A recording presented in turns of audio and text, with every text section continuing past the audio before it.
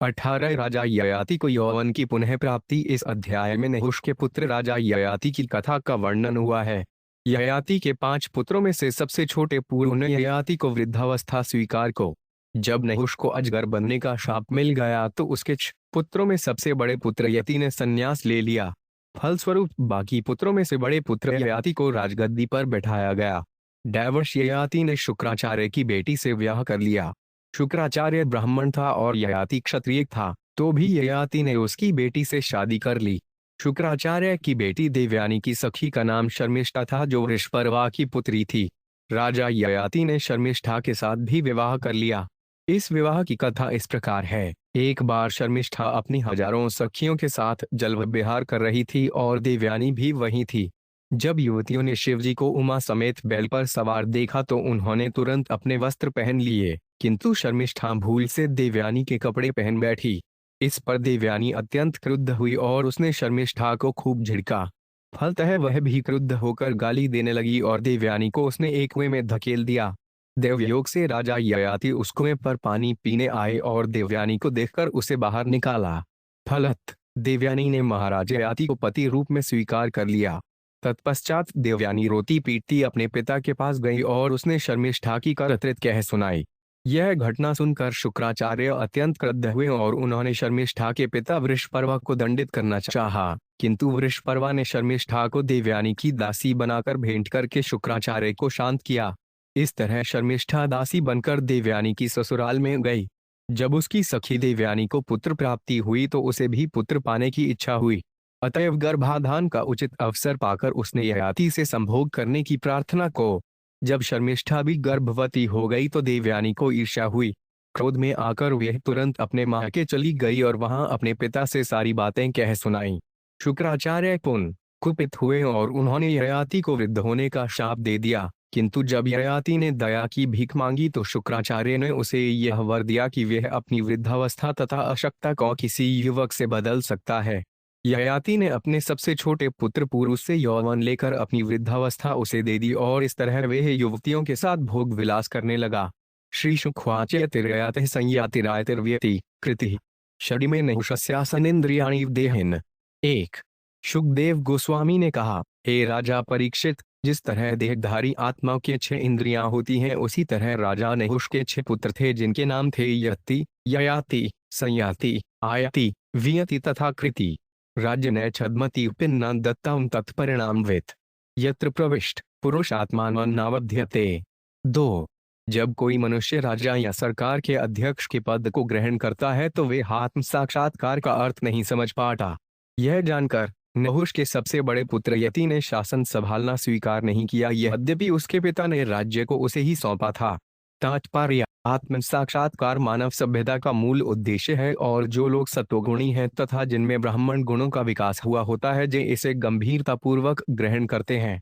सामान्यतः क्षत्रिय उन भौतिक गुणों से संपन्न होते हैं जो भौतिक संपत्ति प्राप्त करने तथा इंद्रिय तृप्ति भोगने के अनुकूल होते हैं, किंतु जो लोग आध्यात्मिक रूप से बढ़े चढ़े रहते हैं वे भौतिक ऐश्वर्य के प्रति कोई रुचि नहीं दिखलाते। निसंदेह वे आत्म साक्षात्कार में आध्यात्मिक जीवन विकास के लिए न्यूनतम आवश्यकताएं स्वीकार करते हैं। यहाँ विशेष उल्लेख हुआ है कि यदि कोई राजनीतिक जीवन में प्रवेश करता है, विशेषकर वर्तमान युग में, तो मानव सिद्धि उसके हाथ से जाती रहती है। तो भी यदि कोई श्रीमद् भागवत को सुनने तो वह सर्वोच्च सिद्धि पा सकता है। यह सुनना नित्य भागवत से क्या कहा गया है। महाराज परीक्षित राजनीति में लिप्त थे, किंतु चूंकि अपने जीवन के अंतकाल में उन्होंने शुकदेव गोस्वामी से श्रीमद् भागवत सुनी, अतएव उन्हें सरलता से सिद्धि मिल गई। इसीलिए श्री चैतन्य महाप्रभु ने सुझाव दिया है, स्थान स्थिता श्रुति अर्थो तन्वाड्यनो भी ये प्रायशो 5 जित जितो 5 प्यसित खिलोईक्याम। भागवत 10:143। कोई चाहे सत्वगुणी हो या रजोगुणी अथवा तमोगुणी, यदि वह नियम पूर्वक किसी स्वरूप सिद्ध व्यक्ति से श्रीमद् भागवत सुनता है तो वह भव बंधन से छूट जाता है। पितृभृषित स्थानादिंद्राण्यधर्षणादिद्वजः प्रापिते डजगरत्वान् व्ययातिर्भवनूप। 3 चूंकि ययाति के पिता नहुष ने इंद्र की पत्नी शची को छेड़ा था, अतएव शची के अगस्त्य तथा अन्य ब्राह्मणों से शिकायत करने पर इन ब्राह्मणों ने नहुष को शाप दिया कि वह स्वर्ग से गिरकर अजगर बन जाए। फलत ययाति राजा बना। चत्सुरेष्वादिशधिक भ्रातृन्धाता यव्यस्य कृत दारोजुगोपोर्वी का व्यस्य वृषपर्वण। 4 राजा ययाति के 4 छोटे भाई थे जिन्हें उसने चारों दिशाओं में शासन चलाने की अनुमति दे दी थी। ययाति ने शुक्राचार्य की बेटी देवयानी से एवं वृषपर्वा की पुत्री शर्मिष्ठा से विवाह किया और वे सारी पृथ्वी पर शासन करने लगा। श्री राजोवाच बर्हिर् भगवान काव्य क्षत्रबंधुक्ष्णाहुष राजन्य विप्रयो कस्माद् विवाहः प्रत्यलोक्यः। 75 महाराज परीक्षित ने कहा, शुक्राचार्य अत्यंत शक्तिशाली ब्राह्मण थे और महाराज ययाति क्षत्रिय थे। अतएव मैं यह जानने का इच्छुक हूँ कि ब्राह्मण तथा क्षत्रिय के बीच यह प्रतिलोम विवाह कैसे संपन्न हुआ। तात्पर्य, वैदिक पद्धति के अनुसार परस्पर क्षत्रियों में या परस्पर ब्राह्मणों में विवाह होना सर्वसामान्य प्रथा है। यदि कभी विभिन्न वर्णों के बीच विवाह होते हैं तो ये 2 प्रकार के होते हैं, अनुलोम तथा प्रतिलोम। एक ब्राह्मण तथा क्षत्रिय पुत्री के मध्य विवाह की अनुमति है, यह अनुलोम है, किंतु एक क्षत्रिय तथा ब्राह्मण पुत्री के मध्य विवाह प्रतिलोम है और सामान्यतया इसको अनुमति नहीं है। इसीलिए महाराज परीक्षित जानने को उत्सुक थे कि शुक्राचार्य जैसे शक्तिशाली ब्राह्मण ने प्रतिलोम विवाह किस प्रकार स्वीकार किया। वे इस असामान्य विवाह के कारण को जानने के लिए उत्सुक थे। श्री शुक उत्तबात एकदा दानवेंद्रस्थ शर्मिष्ठा नाम कन्यका सखी सहस्त्र संयुक्ता गुरुपुत्या च भामिनी 6 देव्याया पुरोद्याने पुष्पित दुमसठ जूले व्यचरत्कल गीतालिंदनी पुलिनी डबला। 7 शुकदेव गोस्वामी ने कहा, एक बार वृषपर्वा की पुत्री शर्मिष्ठा, जो अबोध किंतु स्वभाव से क्रोधी थी, शुक्राचार्य की पुत्री देवयानी तथा उसकी सैकड़ों सखियों के साथ राजमहल के बगीचे में घूम रही थी। यह बगीचा कमलनियों तथा फूल फल के वृक्षों से पूर्ण था और उसमें मधुर गीत गाते पक्षी तथा भौरे निवास कर रहे थे। ताजलाशिमासादय कन्या कमललोचना तीरेनियस्य दुकुलाने विजहुस्य तीर में। 8 जब तरुणी कमलयनी लड़कियां जलाशय के तीर पर आईं तो उन्होंने स्नान का आनंद लेना चाहा। फलतः किनारे पर अपने वस्त्र रखकर वे एक दूसरे पर जल उछालकर जल क्रीड़ा करने लगीं। वीक्षिव जनतां गिरिशान सह देव्यावृषस्थितम् सहसोतीरे व सांसी पर्यश्रुर्विदिता सूर्य। 9 जल क्रीड़ा करते हुए लड़कियों ने सहसा शिवजी को ऊपर से जाते देखा, जो अपने बैल की पीठ पर अपनी पत्नी पार्वती समेत आसीन थे। नंगी होने के कारण लज्जित वे लड़कियां तुरंत जल से बाहर निकल आई और उन्होंने अपने वस्त्रों से पने अपने शरीर ढक लिए। शर्मिष्ठा जानती वा सो गुरुपुत्या समव्ययत स्वयं मत्वा प्रकुपिता देववानी दमद्वीत। 10 शर्मिष्ठा ने अनजाने ही देवयानी का वस्त्र पहन लिया, जिससे देवयानी को क्रोध आ गया और वे इस प्रकार बोली, अहो निरीक्षितामस्या दास्या कर्म सांप्रतम अस्मधार्य धृत्वती शून्य भविरध्वरे। 19 अरे जरा देखो न इस दासी शर्मिष्ठा की करतूतों को, इसने सारे शिष्टाचार को ताक पर रखकर मेरे वस्त्र धारण कर लिए हैं, मानो यज्ञ के निमित्त रखे घी को कोई कुत्ता छीन ले। यह तपसा सुष्ट मुखन पुंसः परस्य ये धारते यरिह ज्योति शिव पंधा प्रदर्शित। 12 यान वंदन्ते उपतिष्ठन्ते लोकनाथा सुरेश्वरा भगवान पै विश्वात्मा पावन श्रीनिकेतन। 13 वयं तत्रापि भूगव शिष्यो उपास्यान् पितासुरः अस्मधार्य धृत्वती शूद्रो वेद में वास्ति। 14 हम उन योग्य ब्राह्मणों में से हैं जिन्हें भगवान का आमुख माना गया है। ब्राह्मणों ने अपनी तपस्या से समग्र विश्व को उत्पन्न किया है और वे परम सत्य को अपने अंतःकरण में सदैव धारण करते हैं। उन्होंने सौभाग्य के पथ का निर्देशन किया है, जो कि वैदिक सभ्यता का पथ है। वे इस जगत में एकमात्र पूजनीय हैं, अतएव उनकी स्तुति की जाती है और विभिन्न लोकों के नायक बड़े से बड़े देवता भी उनकी पूजा करते हैं। यहाँ तक कि सबको पवित्र करने वाले लक्ष्मी देवी के पति परमात्मा द्वारा भी वे पूजित हैं, और हम तो इसलिए भी अधिक प्रिय हैं क्योंकि हम भृगुवंशी हैं। यद्यपि इस स्त्री का पिता असुर होकर हमारा शिष्य है, तो भी इसने मेरे वस्त्र को उसी तरह धारण कर लिया है जिस तरह कोई शूद्र वैदिक ज्ञान का भार संभाले। एवं श्रीपंथी शर्मिष्ठा गुरुपत्नी भाषत वृषभ्रसंत्युरड्रीवधर्षिता दृष्टदचदा। 15 शुकदेव गोस्वामी ने कहा, शर्मिष्ठा को जब इस तरह कठोर शब्दों से डांटा गया तो वे अत्यधिक क्रुद्ध हो उठी। सर्पिणी की तरह गहरी सांस छोड़ती और अपने निचले होंठ को अपने दांतों से चबाती वे शुक्राचार्य की पुत्री से इस तरह बोली, आत्मावृतम विज्ञाय कथ से बहुभिश्लकी कि न प्रतीक्षसेन स्मात् गृहान बल भुजो यथा। 16 अरे भिकारिन, जब तुम्हें अपनी स्थिति का पता नहीं है तो व्यर्थ ही क्यों इतना बोल रही हो? क्या तुम लोग अपनी जीविका के लिए हम पर आश्रित रहकर कौवों की भांति हमारे घर पर प्रतीक्षा नहीं करते हो? तात्पर्य, कौवे का कोई स्वतंत्र जीवन नहीं होता। वे गृहस्थों द्वारा कूड़ादानों में फेंके गए जूठन पर पूरी तरह आश्रित होते हैं।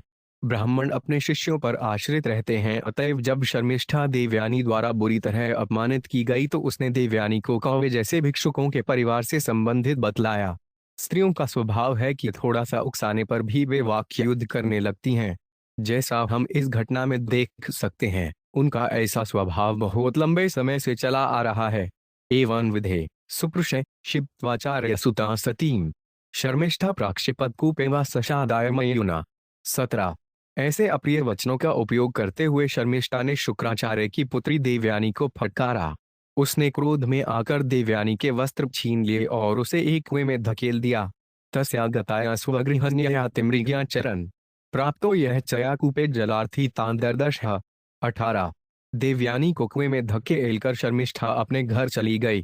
तभी शिकार के लिए निकला राजा ययाति उस कुएं पर पानी पीने के लिए आया और संयोगवश देवयानी को देखा।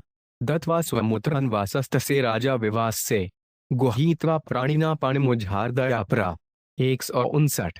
देवयानी को कुएं में नग्न देखकर राजा ययाति ने तुरंत ही अपना ऊपरी वस्त्र उसे दे दिया। उस पर अत्यंत दयालु होकर उसने अपने हाथ से उसका हाथ पकड़कर उसे बाहर निकाला। तब वीरमाहोष्णसी प्रेम निर्भर्या गिरा राजस्वया गृहीतों में पानी पर पुरखजय। 20। हस्तग्राहो 5 परोमा भूतगुरिद्दीतायास्त्वया हि में एपीशकूतो वीर संबंधो न पौरुष। 21। देवयानी प्रेम सिक्त शब्दों में राजा ययाति से बोली, हे परम वीर, हे राजा, हे शत्रुओं के नगरों के विजेता, आपने मेरा हाथ थामकर मुझे अपनी विवाहिता पत्नी के रूप में स्वीकार किया है। अब मुझे कोई दूसरा नहीं छूने पाए, क्योंकि हमारा यह पति पत्नी का संबंध भाग्य द्वारा संभव हो सका है, किसी व्यक्ति द्वारा नहीं। तात्पर्य, देवयानी को कुएं से निकालते हुए राजा ययाति ने उसके सौंदर्य तथा जवानी की अवश्य प्रशंसा की होगी, अतएव उसने यह भी पूछा होगा कि तुम किस जाति की हो। तब देवयानी ने तुरंत उत्तर दिया होगा, हमारा पहले ही विवाह हो चुका है, क्योंकि आपने मेरा हाथ थामा है। पति तथा पत्नी के हाथों को मिलाना सभी समाजों की स्थायी प्रथा है, अतएव ज्यों ही ययाति ने उसका हाथ थामा होगा त्यों ही दोनों को विवाहित मान लिया जा सकता है। क्योंकि देवयानी वीर ययाति पर मुग्ध थी, अतएव उसने प्रार्थना की कि वह न तो अपना मन बदले न किसी अन्य से उसका विवाह होने दे। यदि धनकूप मग्नाया भव तो दर्शन मप न ब्राह्मणों में भविता हस्तग्राहो महाभुज कच सेबाई स्पत्य शपाद्यम शपम पुरा। 22। कुएं में गिर जाने के कारण मैं आपसे मिली। निसंदेह यह विधि का विधान था। जब मैंने प्रकांड विद्वान बृहस्पति के पुत्र कच को शाप दिया तो उसने मुझे यह शाप दिया कि तुझे ब्राह्मण पति नहीं प्राप्त हो सकेगा। अतएव हे महाभुज, मेरे किसी ब्राह्मण की पत्नी बनने की कोई संभावना नहीं है। तात्पर्य, विद्वान पुरोहित बृहस्पति का पुत्र कच शुक्राचार्य का शिष्य था। उसने अपने गुरुवार से अकाल मृत्यु प्राप्त व्यक्ति को जलाने की कला सीखी थी। यह कला अमृत संजीवनी कहलाती है और विशेष रूप से युद्ध के समय काम में लाई जाती थी। जब युद्ध होता था तो योद्धाओं की अकाल मृत्यु हो जाती थी, किंतु यदि किसी योद्धा का शरीर अक्षत रहता तो वह इस मृत संजीवनी कला के द्वारा फिर से जीवित किया जा सकता था। यह कला शुक्राचार्य तथा अन्य बहुत से लोगों को ज्ञात थी और बृहस्पति का पुत्र कच इसे सीखने के लिए ही शुक्राचार्य का शिष्य बना था। देवयानी कच को अपना पति बनाना चाहती थी, किंतु कच शुक्राचार्य के प्रति सम्मान के कारण उसे गुरुपुत्री समझकर अपने से श्रेष्ठ समझता था, अतएव उसने विवाह करने से मना कर दिया। देवयानी ने क्रुद्ध होकर कच को यह शाप दिया कि तुमने मेरे पिता से जो मृत संजीवनी विद्या सीखी है वह व्यर्थ हो जाए। कच ने भी पलटकर शाप दिया कि उसे ब्राह्मण पति कभी न मिले। क्योंकि देवयानी ययाति को चाहती थी जो क्षत्रिय था, अतएव उसने प्रार्थना की कि वे उसे अपनी प्रामाणिक पत्नी के रूप में स्वीकार कर ले। यद्यपि यह प्रतिलोम विवाह था, अर्थात उच्च कुल की कन्या का निम्न कुल के लड़के से विवाह था, किंतु उसने कहा कि यह विधाता का विधान है। ययातिर्न विपरीतां देवोपहतमात्मन मनस्तु तद्गतां बुद्धिर्ध्वा प्रतिजग्राह तद्बन। 23। शुकदेव गोस्वामी ने आगे कहा, क्योंकि शास्त्रों द्वारा ऐसे विवाह की अनुमति नहीं है, अतएव राजा ययाति को यह अच्छा नहीं लगा, किंतु विधाता द्वारा व्यवस्थित होने तथा देवयानी के सौंदर्य के प्रति आकृष्ट होने से उसने उसकी प्रार्थना स्वीकार कर ली। तात्पर्य, वैदिक पद्धति में जिस लड़के तथा लड़की की शादी होनी होती है उनकी कुंडलियों पर उनके माता पिता विचार करते हैं। यदि ज्योतिष गणना के अनुसार लड़के तथा लड़की के बीच हर प्रकार का मेल बैठ जाए तो यह संयोग योटक कहलाता था और विवाह हो जाता था। यहाँ तक कि 50 वर्ष पूर्व भी यह पद्धति हिंदू समाज में प्रचलित थी। कोई लड़का चाहे कितना धनवान क्यों ना हो या कोई लड़की चाहे कितनी रूपवती क्यों ना हो, इस ज्योतिष मेल के बिना विवाह नहीं हो सकता था। मनुष्य का जन्म 3 कोटियों में से किसी एक में होता है। ये हैं देवगण, मनुष्यगण तथा यक्षमगण। विश्व के विभिन्न भागों में देवता तथा राक्षस हैं और मानव समाज में भी कुछ लोग देवताओं के समान हैं तो कुछ राक्षस जैसे हैं। यदि ज्योतिष गणना के अनुसार देव तथा राक्षस प्रकृति गण में विरोध होता था तो ऐसा विवाह नहीं होता था। इसी प्रकार प्रतिलोम तथा अनुलोम की भी गणनाएं थीं। मूल भाव यह था कि यदि लड़का तथा लड़की समान स्तर के हों तो विवाह सुखमय होगा, किंतु असमानता से दुख ही मिलेगा। चूंकि अब विवाह में इस पर ध्यान नहीं दिया जाता, इसीलिए अनेक विवाह विच्छेद होते हैं।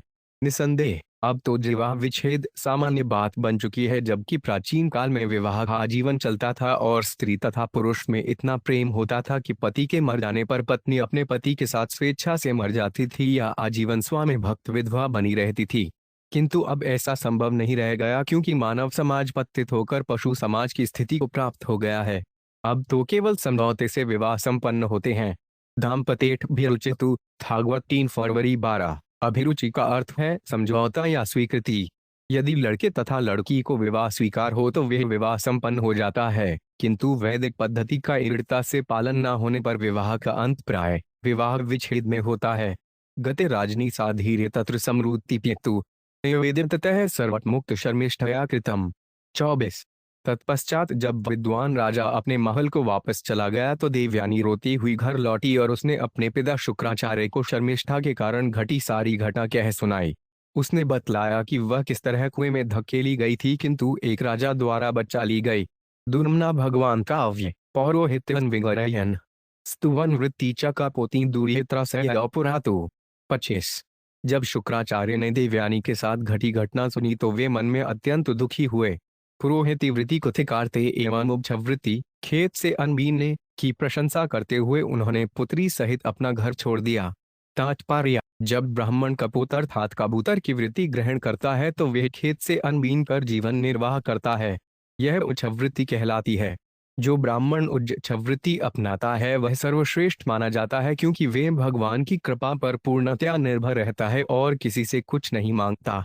यद्यपि ब्राह्मण या सन्यासी को भिक्षा मांगने को अनुमति प्राप्त है, किंतु यदि इससे वह बच सके और अपने उदर भरण के लिए भगवान की कृपा पर पूर्णतया निर्भर रहे तो वह अच्छा माना जाता है।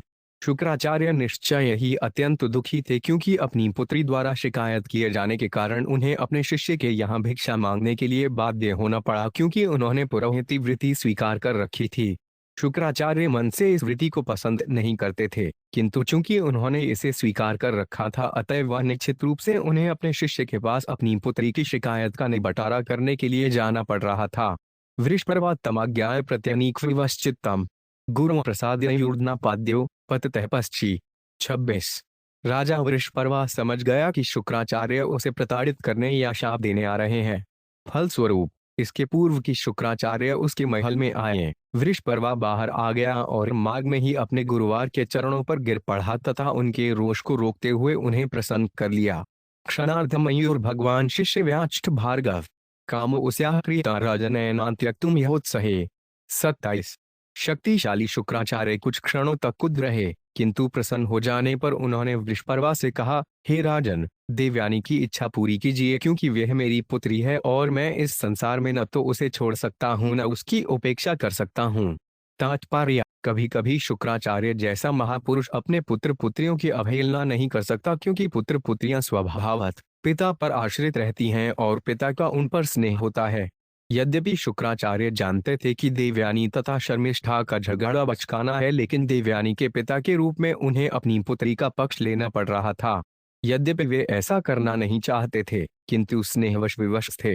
उन्होंने यह स्पष्ट रूप से स्वीकार किया कि उन्हें राजा की कृपा की याचना नहीं करनी चाहिए थी, किंतु पुत्री स्नेह के कारण वे ऐसा करने से अपने को बचा नहीं पाए। तथैत्यवस्थिते प्राह देवयानी मनोगतम पितरा दत्ता यतो यासे सानुगा यातु मास्नु। 28। शुक्राचार्य के निवेदन को सुनकर वृषपर्वा देवयानी की मनोकामना पूरी करने के लिए राजी हो गया और वे उसके वचनों की प्रतीक्षा करने लगा। तब देवयानी ने अपनी इच्छा इस प्रकार व्यक्त की, जब भी मैं अपने पिता की आज्ञा से विवाह करूं तो मेरी सखी शर्मिष्ठा अपनी सखियों समेत मेरी दासी के रूप में मेरे साथ चले। पिन्ना दत्ता देवयाने शर्मिष्ठा सानुगा तदा स्वान तत्सडुडन वीक्षे तदर्थस्थ गौरतम देवयानी परिचत श्री सहस्रेण दासवत। 29। वृषपर्वा ने बुद्धिमानी के साथ सोचा कि शुक्राचार्य की अप्रसन्नता से संकट आ सकता है और उनकी प्रसन्नता से भौतिक लाभ प्राप्त हो सकता है। अतएव उसने शुक्राचार्य का आदेश शिरोधार्य किया और दास की तरह उनकी सेवा की। उसने अपनी पुत्री शर्मिष्ठा को देवयानी को सौंप दिया और शर्मिष्ठा ने अपनी अन्य हजारों सखियों सहित दासी की तरह उसकी सेवा की। तात्पर्य: प्रारंभ में हम शर्मिष्ठा तथा देवयानी के विषय में देख चुके हैं कि शर्मिष्ठा की अनेक सखियां थीं। अब ये सखियां देवयानी की दासी बन गईं। जब किसी लड़की की शादी क्षत्रिय राजा से होती थी तो उसकी सारी सखियों को उसके साथ ससुराल जाने की प्रथा थी। उदाहरणार्थ, जब वसुदेव ने कृष्ण की माता देवकी से विवाह किया तो उन्होंने उसकी 6 बहनों से शादी की और उनकी जितनी सखियां थीं वे भी साथ साथ ससुराल गई थीं। राजा को न केवल अपनी पत्नी का भरण करना होता था अपितु अपनी पत्नी की अनेक सखियों तथा दासियों का भी पोषण करना पड़ता था। इनमें से कुछ दासियां गर्भवती हो जाती थीं तो उनके बच्चे उत्पन्न होते थे। ऐसे बालकों को दासी पुत्र के रूप में स्वीकार किया जाता था और राजा उनका भी भरण करता था। स्त्रियों को जनसंख्या सदैव पुरुषों से अधिक रही है, किंतु स्त्री को पुरुष द्वारा सुरक्षा प्रदान किए जाने की आवश्यकता होती है। अतएव राजा उन अनेक लड़कियों का भरण करता था जो रानी की सखियां या दासियां होती थीं। कृष्ण को गृहस्थ जीवन में हम 16,108 पत्नियों से विवाहित पाते हैं। ये दासियां नहीं थीं अपितु रानियां थीं और कृष्ण ने इनमें से प्रत्येक के भरण पोषण के लिए उतने ही रूपों में अपना विस्तार किया था। यह सामान्य लोगों के लिए संभव नहीं है। अतएव भले ही राजाओं को अनेक दासियों तथा पत्नियों का पालन करना पड़ता रहा हो, लेकिन उन सबों के पृथक पृथक निवास नहीं होते थे। नाहुषाय सुता दत्वा सह शर्मिष्ठयोष्णा तमा राजा शर्मिष्ठामधास्तल पे न कहिचित। 30। जब शुक्राचार्य ने देवयानी का विवाह ययाति से कर दिया तो उसने शर्मिष्ठा को भी उसके साथ जाने दिया, लेकिन राजा को चेतावनी दी, हे राजन, इस शर्मिष्ठा को कभी अपनी सेज में अपने साथ शयन करने की अनुमति मत देना। विलोक्योष्णसी राज शर्मिष्ठा सुप्रजा क्वचित तमेव वन्य रहसि सख्या पतिमृतो सत्ती। 31। हे राजा परीक्षित, देवयानी के सुंदर पुत्र को देखकर एक बार शर्मिष्ठा संभोग के लिए उचित अवसर पर राजा ययाति के पास पहुंची। उसने एकांत में अपनी सखी देवयानी के पति राजा ययाति से प्रार्थना की कि उसे भी पुत्रवती बनाए। राजपुत्र यादतो 5 पते धर्मचावेक्ष धर्मवेत स्मरज शुक्रवच कालिदिष्टमेवाभ्यपद्मत। 32। जब राजकुमारी शर्मिष्ठा ने राजा ययाति से पुत्र के लिए याचना की तो अपने धर्म से अवगत राजा उसकी इच्छा पूरी करने के लिए राजी हो गया। यद्यपि उसे शुक्राचार्य की चेतावनी स्मरण थी, किंतु इस मिलन को परमेश्वर की इच्छा मानकर उसने शर्मिष्ठा के साथ संभोग किया। तात्पर्य: राजा ययाति को क्षत्रिय धर्म का पूरा पूरा ज्ञान था। यदि कोई स्त्री क्षत्रिय के पास पहुंचे तो वे उसे ना नहीं कर सकता। यही धर्म का नियम है। इसीलिए जब धर्मराज युधिष्ठिर ने देखा कि द्वारका से लौटने पर अर्जुन अप्रसन्न है तो उन्होंने पूछा कि कहीं उसने पुत्र की कामना से आई हुई किसी स्त्री को ना तो नहीं की। यद्यपि महाराज ययाति को शुक्राचार्य की चेतावनी स्मरण थी, किंतु वे शर्मिष्ठा से ना नहीं कर पाए। उन्होंने सोचा कि उसे पुत्र दान देना बुद्धिमानी होगी, अतएव उन्होंने उसके मासिक धर्म के बाद उससे संभोग किया। इस प्रकार की भोग्यच्छा धर्म के विरुद्ध नहीं है। जैसा कि भगवद गीता 7.11 में कहा गया है, धर्मा विरुद्धो धृतेषु कामो उस्पी। ऐसा विषय जीवन जो धर्म के विरुद्ध ना हो उसकी छूट कृष्ण देते हैं। क्योंकि राजपुत्री शर्मिष्ठा ने ययाति से पुत्र प्राप्ति की इच्छा व्यक्त की थी, इसलिए उनका संयोग विषय सुख के लिए नहीं था अपितु वेग धर्म कार्य था। यदु चतुर्वसुचा देवयानी व्यजायत दूहमु चानुचर पूरे चर शर्मिष्ठा वाश पर्वणि। 33। देवयानी ने यदु तथा तुर्वसु को जन्म दिया और शर्मिष्ठा ने ड्रमु अनु तथा पुरु को जन्म दिया। गर्भ संभव मां सूर्या भर्तुर्विज्ञायमानिनी देवयानी पितुर्गेह बयोक्रोध विमुचिता। 34। जब गर्वीली देवयानी बाहरी स्त्रोतों से जान गई कि शर्मिष्ठा उसके पति से गर्भवती हुई है तो वह क्रोध से मूर्छित हो उठी और वह अपने पिता के घर मायके चली गई। प्रियानुक्त है कामी वचोभिरूपमनत्रयन न प्रसादितो शिकेपाद संवाहनादि भी। 35। चूंकि राजा ययाति अत्यंत विषी था अतएव वह अपनी पत्नी के पीछे पीछे हो लिया। उसने उसे पकड़कर मीठे शब्द कहे तथा उसके पांव दबाकर उसे प्रसन्न करने का प्रयास किया, किंतु वह उसे किसी भी तरह मना न पाया। शुक्रस्तमा कृपितः स्त्री कामानृत पुरुष त्वजराविष्ट आमंद विरूपकरणी नृणाम। 36। शुक्राचार्य अत्यंत क्रुद्ध थे। उन्होंने कहा, अरे झूठे, मूर्ख, स्त्रीकामी, तुमने बहुत बड़ी गलती की है। अतएव मैं शाप देता हूं कि तुम पर बुढ़ापा तथा अशक्तता का आक्रमण हो, जिससे तुम कुरूप बन जाओ। श्रेयतिरुबाट अतृप्तो 5 से अद्य कामान आबहान्दुहित्री समते व्यत्यासता यथा काम वैसा योड विधास्यति। 37। राजा ययाति ने कहा, हे विद्वान पूज्य ब्राह्मण, अभी भी तुम्हारी पुत्री के साथ मेरी काम इच्छाएं पूरी नहीं हुई। तब शुक्राचार्य ने उत्तर दिया, चाहो तो तुम अपने बुढ़ापे को किसी ऐसे व्यक्ति से बदल लो जो तुम्हें अपनी युवावस्था देने को तैयार हो। तात्पर्य, जब राजा ययाति ने कहा कि उसकी विषय वासनाएं शुक्राचार्य की पुत्री के साथ भोग करने से पूरी नहीं हुई, तो शुक्राचार्य ने देखा कि यह तो उनकी पुत्री के अहित में है कि ययाति वृद्धावस्था में रहने लगे, क्योंकि तब उनको कामिनी पुत्री की भोग्यच्छा पूरी नहीं होगी। अतएव शुक्राचार्य ने अपने दामाद को यह वर दिया कि वह अपने बुढ़ापे को किसी की जवानी से बदल ले। उन्होंने संकेत किया कि यदि ययाति का पुत्र अपनी जवानी देकर ययाति का बुढ़ापा स्वीकार कर ले तो ययाति देवयानी के साथ संभोग कर सकता है। इति लब्धा व्यवस्थान पुत्र ज्येष्ठगोचत यदोतात प्रतीचेमा जरा देहि निजव। 38। जब ययाति को शुक्राचार्य से यह वर प्राप्त हो गया तो उसने अपने सबसे बड़े पुत्र से अनुरोध किया, हे पुत्र यदु, तुम मेरी वृद्धावस्था तथा अशक्तता के बदले में मुझे अपनी जवानी दे दो। माता महकूत आवचन तृप्त विशेष वहम वैसा भवदी एन रन से कतिप्या समा। 39। हे पुत्र, मैं अपनी विशेषाओं से अभी भी तुष्ट नहीं हो पाया, किंतु यदि तुम मुझ पर दया करो तो अपने नाना द्वारा प्रदत्त बुढ़ापे को ले सकते हो तथा अपनी जवानी मुझे दे सकते हो, जिससे मैं कुछ वर्ष और जीवन का भोग कर लूं। तात्पर्य, विषय वासनाओं की यही प्रकृति है। भगवद गीता 7.20 में कहा गया है, कामेस्तः तत्ज्ञाना, जब कोई इंद्रिय तृप्ति के प्रति अत्यधिक अनुरक्त रहता है तो वह वास्तव में अपना ज्ञान खो देता है। कृतज्ञाना शब्द ज्ञान खोने वाले का सूचक है। यहाँ ऐसा उदाहरण है जिसमें एक पिता ने निर्लज्जता पूर्वक अपने पुत्र से वृद्धावस्था के बदले अपनी जवानी देने के लिए कहा। निसंदेह सारा संसार ऐसे ही मोह से ग्रस्त है। इसीलिए कहा गया है कि हर व्यक्ति प्रयतः या पागल है। नून प्रमतः कुरुते विकर्म, जब मनुष्य उन्मत्त जैसा हो जाता है तो वह विषय भोग तथा इंद्रिय तृप्ति में लिप्त रहने लगता है, किंतु विषय भोग तथा इंद्रिय तृप्ति को वश में किया जा सकता है, और जब विषय भोग की इच्छा नहीं रह जाती तो मनुष्य को सिद्धि प्राप्त होती है। ऐसा तभी संभव है जब कोई पूरी तरह कृष्ण भावना भावित हो। यद्वधि यह चेत कृष्ण पदारविंदे नवनव्रयभामयोद्यत्रंतुमासीत् तद्वधि बतनारी सड्र में स्मर्यमाने भवति मुख्विकार सुनिधि वंश। जब से मैं कृष्ण की दिव्य प्रेमा भक्ति में लगा हूँ और नित्य नए आनंद का अनुभव करने लगा हूँ, तब से जब भी मैं विषय सुख के बारे में सोचता हूँ तो इस विचार पर थूकता हूँ और मेरे होठ घृणा से टेढ़े हो जाते हैं। विषय भोग की इच्छा तभी रोकी जा सकती है जब कोई पूरी तरह कृष्ण भावना भावित हो, अन्यथा ऐसा संभव नहीं है। जब तक मनुष्य में भोग इच्छा रहती है तब तक उसे शरीर बदलकर विभिन्न योनियों में विषय सुख भोगने के लिए देहांतर करना पड़ता है। भले ही योनियां या रूप बदल जाए, किंतु विषय व्यापार तो जैसे का तैसा रहता है। इसीलिए कहा गया है, पुनः पुनः क्षवित चरबणानायक, जो लोग विषय भोग में अत्यधिक लिप्त रहते हैं वे देहांतर करते रहते हैं और उनका एक ही व्यापार रहता है, चर्बित चर्बण करना, अर्थात कुकरों सूत्रों या देवताओं की तरह विषय सुख का स्वाद लेना। श्रियधुरुत्ताचनोत्सहे जरसस्थातुमंतरा प्राप्तवा तव अविदित्वा सुख ग्राम्यन वैतृष्णयन्येति पुरुष। 40।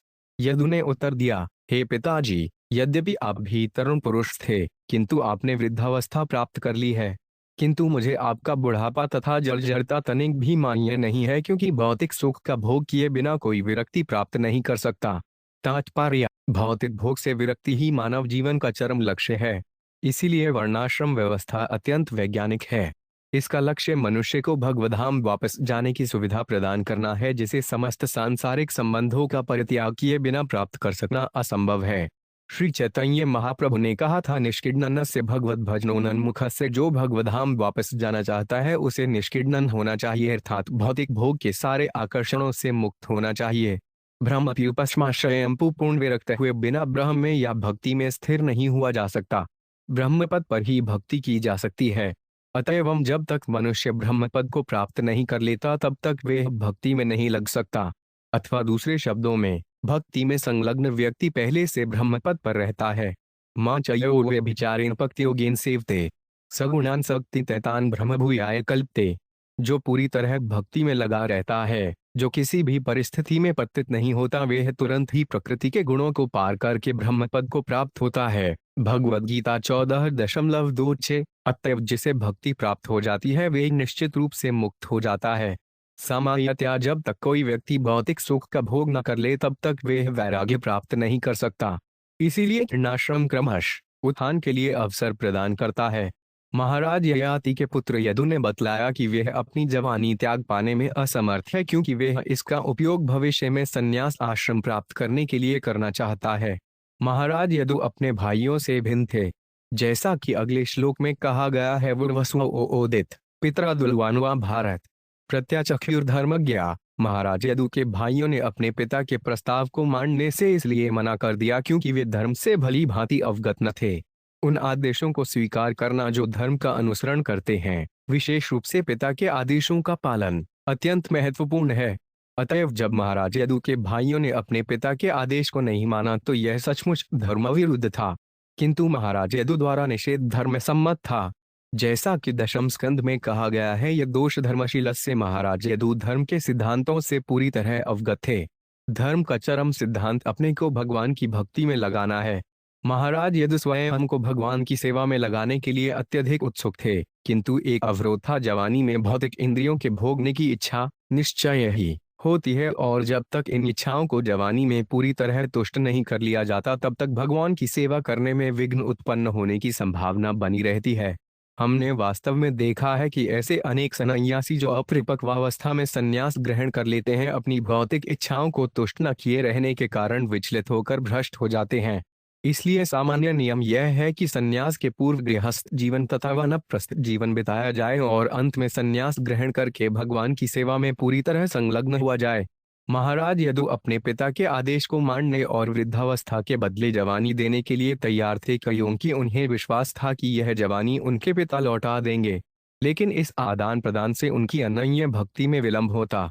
अतएव वे अपने पिता की वृद्धावस्था को स्वीकार नहीं करना चाहते थे, क्योंकि वे निर्विघ्न स्वतंत्रता चाहते थे। साथ ही यदुवंशियों में ही भगवान कृष्ण को जन्म लेना था और महाराज यदु उत्सुक थे कि भगवान का प्राकट्य यथासंभव शीघ्र हो। इसीलिए उन्होंने अपने पिता के प्रस्ताव को अस्वीकार कर दिया। यह धर्म विहीन नहीं था, क्योंकि यदु का उद्देश्य भगवान का ही सेवा करना था। चूंकि यदु भगवान का आज्ञाकारी दास थे, इसलिए कृष्ण ने उनके वंश में जन्म लिया। जैसा कि कुंती की प्रार्थना से पुष्टि होती है, यदु प्रियस्यान ववाय यदु कृष्ण की अत्यंत प्रिय थे, अतएव वे यदुवंश में अवतार लेने के लिए उत्सुक थे। निष्कर्षत महाराज यदु को अधर्मज्ञ नहीं मानना चाहिए, जैसा कि अगले श्लोक में उनके भाइयों के लिए कहा गया है। वे यदु 4 सनक कुमारों चहुसन की भांति थे, जिन्होंने उत्तम कार्य के लिए अपने पिता ब्रह्मा के आदेशों को ठुकरा दिया। चूंकि चारों कुमार ब्रह्मचारी के रूप में भगवान की सेवा करना चाहते थे, अतएव उनके द्वारा पिता की आज्ञा को न मानना अधर्म नहीं था। तुर्वसुष्णोदित पितराडुमुक्षानुष भारत प्रत्याचक्षुर्धर्मजाहानिते नित्य बुधय 49 है। महाराज परीक्षित, ययाति ने इसी तरह अन्य पुत्रों से तुर्वसु, द्रह्मु तथा अनु से वृद्धावस्था के बदले अपनी जवानी देने के लिए निवेदन किया, लेकिन वे सभी अधर्मज्ञ थे। इसलिए उन्होंने सोचा कि उनकी नाशवान जवानी शाश्वत है, अतएव उन्होंने अपने पिता के आदेश को मानने से मना कर दिया। अपरिचत यान पूरे वही सोनन गुणाधिकम नत्वमग्रजदवत्स मां प्रत्याख्यातुमयीसी 42। तत्पश्चात राजा ययाति ने पूर्व से, जो अपने इन तीनों भाइयों से उम्र में छोटा था किंतु अधिक योग्य था, इस तरह निवेदन किया, हे पुत्र, तुम अपने बड़े भाइयों की तरह अवज्ञाकारी मत बनो, क्योंकि यह तुम्हारा कर्तव्य नहीं है। श्री पूर्व उताच को लोके मनुष्येंद्र पितुरात्मकृत पुमान प्रतिकर्तु क्षमो यस्य प्रसादाद्विन्ते परम 43। पूर्व ने उत्तर दिया, हे महाराज, ऐसा कौन होगा जो अपने पिता के ऋण से उपकरण हो सके। पिता की ही कृपा से मनुष्य को मनुष्य जीवन प्राप्त होता है, जिससे वे भगवान का संगी बनने में सक्षम हो सकता है। तात्पर्य, पिता शरीर का बीज दाता है और यह बीज क्रमश विकसित होकर मनुष्य का विकसित रूप धारण करता है, जिसमें पशुओं की अपेक्षा उच्चतर चेतना होती है। इस मनुष्य शरीर से मनुष्य स्वर्ग जा सकता है और यदि कोई कृष्ण भावनामृत का विकास करे तो वे भगवधाम वापस जा सकता है। यह महत्वपूर्ण मानव शरीर पिता के अनुग्रह से प्राप्त होता है, अतएव हर व्यक्ति अपने पिता का ऋणी होता है। निसंदेह दूसरी योनियों में भी उसे माता पिता मिलते हैं, यहाँ तक कि कुत्ते बिल्लियों के भी माता पिता होते हैं। किंतु मनुष्य जीवन में पुत्र के माता पिता जो सबसे बड़ा वर दे सकते हैं वे उसे भक्त बनने की शिक्षा है। जब कोई भक्त बन जाता है तो उसे सबसे बड़ा वर प्राप्त होता है, क्योंकि वह जन्म मरण के चक्कर से बच जाता है। अतएव जो पिता अपनी संतान को कृष्ण भक्त बनने का प्रशिक्षण देता है वही इस संसार में सबसे बड़ा उपकारी पिता है। कहा गया है, जन्मे जन्मे सबने पिता माता पाए, कृष्ण गुरुवार नहीं मिले भजहारेड़। माता पिता तो हर एक को मिलते हैं, किंतु यदि मनुष्य को कृष्ण तथा गुरुवार का वर प्राप्त हो जाए तो वह भौतिक प्रकृति को जीत सकता है और भगवधाम वापस जा सकता है। उत्तम अश्निंतितां कुर्याव प्रोक्तकारी तो मध्यम अश्वमो 5 श्रद्धया को याद कर तो चरितां त्यक्तु। 44 जो पुत्र अपने पिता की इच्छा को जानकर उसी के अनुसार कर्म करता है वे एक प्रथम श्रेणी का उत्तम होता है, जो अपने पिता की आज्ञा पाकर कार्य करता है वह द्वितीय श्रेणी का मध्यम होता है, और जो पुत्र अपने पिता के आदेश का पालन अनादरपूर्वक करता है वह तृतीय श्रेणी का अथम होता है। किंतु जो पुत्र अपने पिता की आज्ञा का उल्लंघन करता है वह अपने पिता के मल के समान है। तात्पर्य ययाति के सबसे छोटे पुत्र पूर्व ने तुरंत ही अपने पिता के प्रस्ताव को मान लिया, क्योंकि वह छोटा होने पर भी अत्यंत योग्य था। पूर्व ने सोचा, मुझे तो पिता के प्रस्ताव को उनके कहने के पूर्व ही मान लेना चाहिए था, किंतु मैंने ऐसा नहीं किया। अतएव मैं उत्तम श्रेणी का पुत्र नहीं हूँ, मैं तो मध्यम कोटि का पुत्र हूँ, किंतु मैं अधमतम श्रेणी का पुत्र नहीं बनना चाहता जो पिता के मल के समान होता है। एक भारतीय कवि ने पुत्र और मूत्र के बारे में कहा है, पुत्र का अर्थ होता है बेटा और मूत्र का अर्थ है पेशाब। पुत्र तथा मूत्र दोनों एक ही अंग से निकलते हैं। यदि पुत्र भगवान का आज्ञाकारी भक्त हो तो वह पुत्र अर्थात असली बेटा है, अन्यथा अविद्वान तथा अभक्त पुत्र मूत्र के तुल्य होता है। इति प्रमुदितः पूर्व प्रतिगृह नजराप्यक्तु सोड्भी तदैसा कामान्य धव जुजुषेनुप। 45 सुखदेव गोस्वामी ने कहा, हे महाराज परीक्षित, इस तरह पूर्व अपने पिता ययाति की वृद्धावस्था को ग्रहण करके अत्यंत हर्षित था। पिता ने अपने पुत्र की जवानी ग्रहण कर ली और फिर इच्छानुसार इस भौतिक जगत का भोग किया। सप्तद्विपति संयक पितृवत पालयन प्रजा यथोप जोशन विषया जुजुषेन व्याहतेन्द्रिय। 46 तत्पश्चात राजा ययाति 7 द्वीपों वाले विश्व का शासक बन गया और प्रजा पर पिता के समान शासन करने लगा। चूंकि उसने अपने पुत्र की जवानी ले ली थी अतएव उसकी इंद्रियां अक्षत थीं और उसने जी भरकर भौतिक सुख का भोग किया। दिव्याण्यप्यनुदिन मनोवाग्देह वस्तुभिः प्रेसः परमा प्रीति मुवाह प्रेरसीरा। 47 महाराज ययाति की प्रेरसी देवयानी अपने मन, वचन, शरीर तथा विविध सामग्री से सदैव एकांत में अपने पति को यथासंभव दिव्य परमानंद प्रदान करती रही। अयज्ञ पुरुषान क्रतुभिर्भूरि दक्षिणय सर्वदेवमयं देवम सर्ववेदमयानुहरिम। 48 राजा ययाति ने विविध यज्ञ संपन्न किए और उनमें उन्होंने समस्त देवताओं के आगार एवं समस्त वैदिक ज्ञान के लक्ष्य भगवान हर एक को तुष्ट करने के लिए ब्राह्मणों को प्रचुर दक्षिणाएं दी। अस्मिन् ऋग् विरचितां व्योमगीव जलदावली नानेव भाति न भाति स्वर्णमायाम नुरत। 49 भगवान वासुदेव जिन्होंने विराट जगत की सृष्टि की है अपने को सर्वव्यापक रूप में प्रकट करते हैं, जिस तरह आकाश बादलों को धारण करता है। जब इस सृष्टि का संहार हो जाता है तब सारी वस्तुएं भगवान विष्णु में प्रवेश करती हैं और सारे भेद प्रभेद समाप्त हो जाते हैं। तात्पर्य जैसा कि स्वयं भगवान ने भगवद गीता 7.19 में कहा है, बहुना जन्म नामन्ते ज्ञानवान मां प्रपद्यते वासुदेव सर्वमिति स महात्मा सुदुर्लभ। अनेकानेक जन्म मरण के बाद जो वास्तव में ज्ञानी है वह मुझी को समस्त कारणों का कारण जानते हुए मेरी शरण में आता है। ऐसा महापुरुष अत्यंत विरला होता है। भगवान वासुदेव परब्रह्म हैं। प्रारंभ में सारी वस्तुएं उन्हीं में रहती हैं और अंत में सब कुछ उन्हीं में प्रवेश कर जाता है। वे हरेक के हृदय में स्थित हैं। सर्वस्य चाहदी सत्रिविष्ट उन्हीं से सारी वस्तुएं उद्भूत हैं। जन्मा यस्यत किंतु सारी भौतिक वस्तुएं क्षणिक या नाशवान हैं। स्वप्न, माया तथा मनोरथ क्षणिक हैं। इसी प्रकार सारी भौतिक सृष्टि भी क्षणिक है, लेकिन भगवान वासुदेव जो परब्रह्म है शाश्वत हैं। तमेव हृदि विनयस्य वासुदेवम गुहाशयम नारायण मणियान सं निराशीर्यजत प्रभुम। 50 महाराज ययाति ने उन भगवान की निष्काम भाव से पूजा की जो हर एक के हृदय में नारायण रूप में स्थित हैं और सर्वत्र विद्यमान रहकर भी आंखों से अदृश्य रहते हैं। तात्पर्य: यद्यपि राजा ययाति ऊपर से भौतिक भोग के परम इच्छुक प्रतीत होते थे, किंतु भीतर भीतर वे भगवान का नित्य दास बनने के इच्छुक थे। एवं वर्ष सहस्राणि मनः पश्यैर्मन सुखम विद्धानो 5 पेना तृतीय सार्वभौम कंदिन्द्री 51। यद्यपि महाराज ययाति सारे विश्व के राजा थे और उन्होंने 1000 वर्षों तक अपने मन तथा 5 इंद्रियों को भौतिक संपत्ति को भोगने में लगाया, किंतु वे संतुष्ट नहीं हो सके। तात्पर्य: कद इंद्रिय अर्थात अशुद्ध इंद्रियों को शुद्ध किया जा सकता है यदि इंद्रियों और मन को कृष्ण भावनामृत में लगाया जाए। सर्वोपाधि विनिर्मुक्तवत् परत्वेन निर्मलम मनुष्य को समस्त उपाधियों से मुक्त हो जाना चाहिए। जब तक वे अपने को भौतिक जगत का भोक्ता मानता है तब तक उसकी इंद्रियां अशुद्ध रहती हैं, किंतु जिस क्षण से उसे आध्यात्मिक अनुभूति हो जाती है और वह अपने को भगवान के दास के रूप में पहचानता है तो उसकी इंद्रियां तुरंत शुद्ध हो जाती हैं। शुद्ध की हुई इंद्रियों को भगवान की सेवा में लगाना भक्ति कहलाता है। हशिकेन हशिकेश से वर्ण भक्ति उच्यते।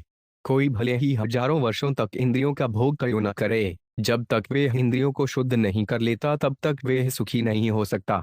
इस प्रकार श्रीमद्भागवत के 9वें स्कंद के अंतर्गत राजा ययाति को यौवन की पुनः प्राप्ति नामक 18वें अध्याय के भक्ति वेदांत तात्पर्य पूर्ण हुए।